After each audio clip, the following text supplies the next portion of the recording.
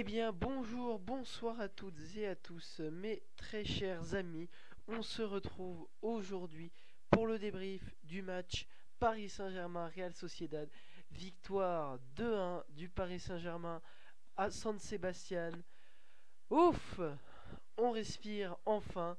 Le PSG qui passe le cap des qui passe le cap des huitièmes de finale. Ce n'était plus arrivé depuis 2021 avec la victoire 4-1 et 2-1 et un partout face au Barça.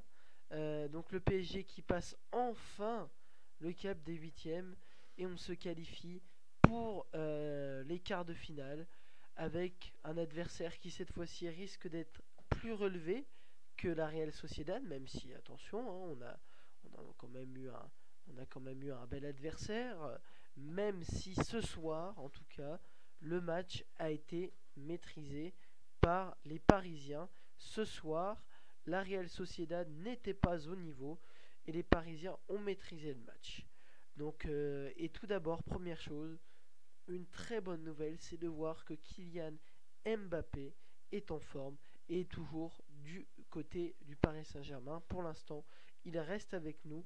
C'est une bonne nouvelle, il marque un doublé. C'est la meilleure des manières de répondre à toutes les polémiques extrasportives, notamment à ce qu'il a fait face à Monaco. Alors attention, ça n'excuse pas tout, mais ça veut dire quand même qu'il reste présent et qu'il est toujours côté parisien. Et ça fait plaisir de savoir qu'il est toujours parmi. Ensuite, donc cette victoire de 1, donc doublé de Kylian Mbappé, large domination parisienne quand même lors de ce match, on va pas se mentir, hein. Les Parisiens ont été clairement dominateurs, ont maîtrisé le match de bout en bout et des points positifs. Alors tout le monde n'était pas au niveau, mais ce soir le match était maîtrisé. Donc, alors les joueurs qui n'ont malheureusement pas été au niveau, donc Ousmane Dembélé, c'est dommage pour une fois qui n'a malheureusement pas pu faire les différences qu'il fait d'habitude. Qui d'autre qui n'a pas été au niveau? Achraf Hakimi, alors ça, par contre, c'est très énervant. C'est dans l'attitude des Parisiens, ce qui s'est passé lors de ce match. Euh, Au niveau des cartons et de l'agressivité sur le terrain. Franchement, il y a des fautes qui n'avaient pas lieu d'être, qui n'auraient pas dû être, qui n'auraient pas dû être sifflées, notamment, en tout cas, les fautes qu'a fait Achraf Hakimi. Et franchement, c'est décevant. C'est dommage d'avoir fait ça, quoi. En plus, Achraf Hakimi, il est suspendu pour le match retour, pour le match des quarts de finale, pardon. Euh, donc voilà. Et dans l'attitude des Parisiens, j'ai trouvé que c'était à revoir quand même.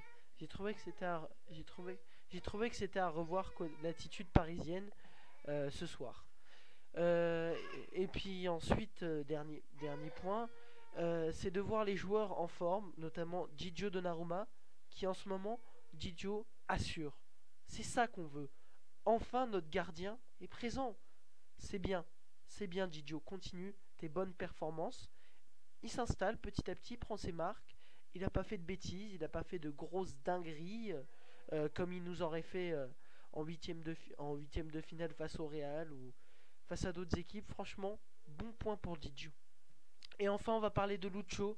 Lucho, le coach du Paris Saint-Germain, qui a fait tout simplement une masterclass là sur ces deux, sur ces deux, sur ces deux matchs, sur la double confrontation. Bravo Lucho, merci. On a confiance en toi. C'est toi qui gères les manettes. Et on va espérer que les quarts de finale se passent au mieux pour le PSG. Mais le cap est passé. Ouf, on respire. Sur ce, mes très chers amis, c'était Elio. Prenez soin de vous. N'hésitez pas à aller checker mes réseaux sociaux. N'hésitez pas à aller checker aussi le compte de Radio Mergazenco. Débrief des matchs. Et tous les lundis à 21h, rendez-vous hebdomadaire pour parler foot. Barbecue vélo également. Je vais vous mettre le lien juste ici pour pouvoir consulter le premier barbecue vélo de l'année. N'hésitez pas à aller écouter tout ça en podcast ou en live. Merci à tous, je vous souhaite une très bonne journée. C'était Léo. Ciao.